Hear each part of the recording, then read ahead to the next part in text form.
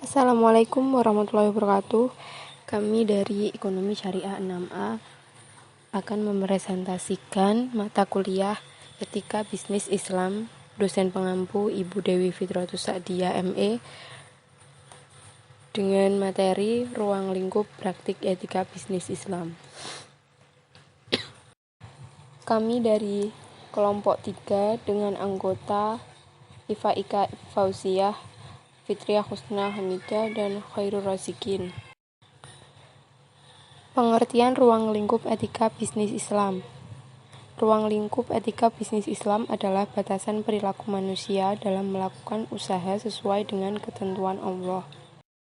Etika dibagi menjadi dua, yaitu etika umum dan etika khusus. Etika umum adalah prinsip dasar yang berlaku bagi segenap tindakan manusia, sedangkan etika khusus adalah prinsip dasar yang berhubungan dengan kewajiban manusia. Etika khusus dibagi menjadi dua, yaitu etika individual dan etika sosial. Etika individual atau sifat-sifat akhlak adalah etika yang berkaitan dengan kewajiban dan sikap manusia terhadap dirinya sendiri. Sedangkan etika sosial adalah hukum-hukum muamalah atau etika yang berkaitan dengan fungsi sebagai makhluk sosial yang mengatur secara normatif serta menentukan sikap dan tindakan antar manusia. Etika individual atau sifat-sifat akhlak dibagi menjadi 4, yaitu 1. Benar atau lurus, 2.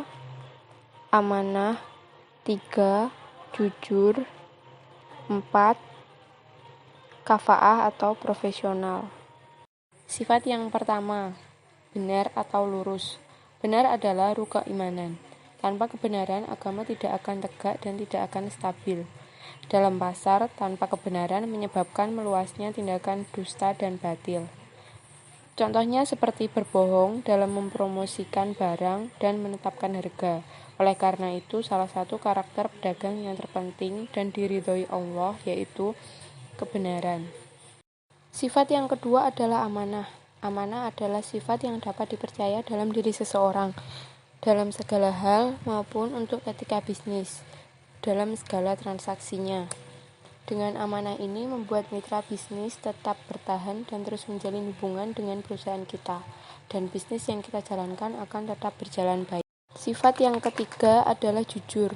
Kejujuran adalah suatu jaminan dan dasar bagi kegiatan bisnis yang baik dan berjangka panjang. Jujur baik dalam perusahaan itu sendiri ataupun di luar perusahaan.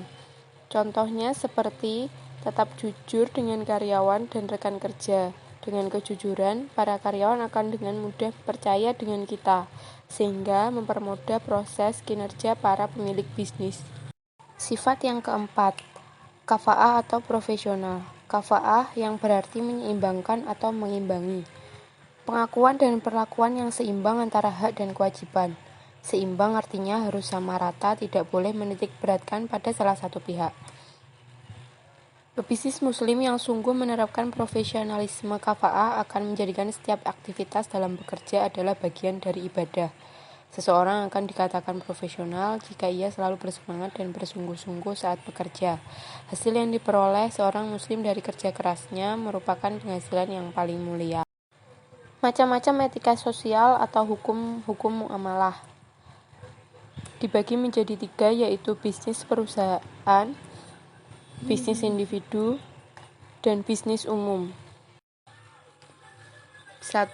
Bisnis individu, yaitu bisnis dengan kepemilikan individu, adalah izin dari Allah SWT yang memungkinkan siapa saja untuk memanfaatkan zat atau kegunaan barang, serta memperoleh kompensasi, baik diambil karena kegunaannya ataupun zatnya. 5 perkara sebab-sebab kepemilikan adalah bekerja, warisan, harta untuk menyambung hidup, harta pemberian negara, dan harta-harta yang diperoleh seseorang dengan tanpa mengeluarkan daya dan upaya apapun. Yang kedua yaitu bisnis perusahaan atau syarikah. Syarikah adalah 2 orang atau lebih bersama-sama memiliki hak terhadap harta karena warisan atau karena mereka mengumpulkan secara bersama-sama. secara adil untuk dijadikan investasi dalam perdagangan, industri, dan pertanian. Jenis-jenis syarikah yaitu 1. Syarikah inan adalah mengumpulkan uang kemudian dikembangkan. Untung dan ruginya dibagi secara adil di antara mereka. 2. Syarikah wujuh adalah 2 orang atau lebih yang patungan membeli suatu barang lalu dijual dengan keuntungannya milik berdua atau lebih. Bisnis yang ketiga yaitu bisnis umum atau kepemilikan negara. Kepemilikan umum adalah izin dari syarat kepada masyarakat secara bersama-sama memanfaatkan sumber daya alam. Dinamakan milik negara karena pengelolaan harta menjadi wewenang khalifah atau pemerintah. Sekian dari presentasi kelompok 3, kurang lebihnya mohon maaf. Wassalamualaikum warahmatullahi wabarakatuh.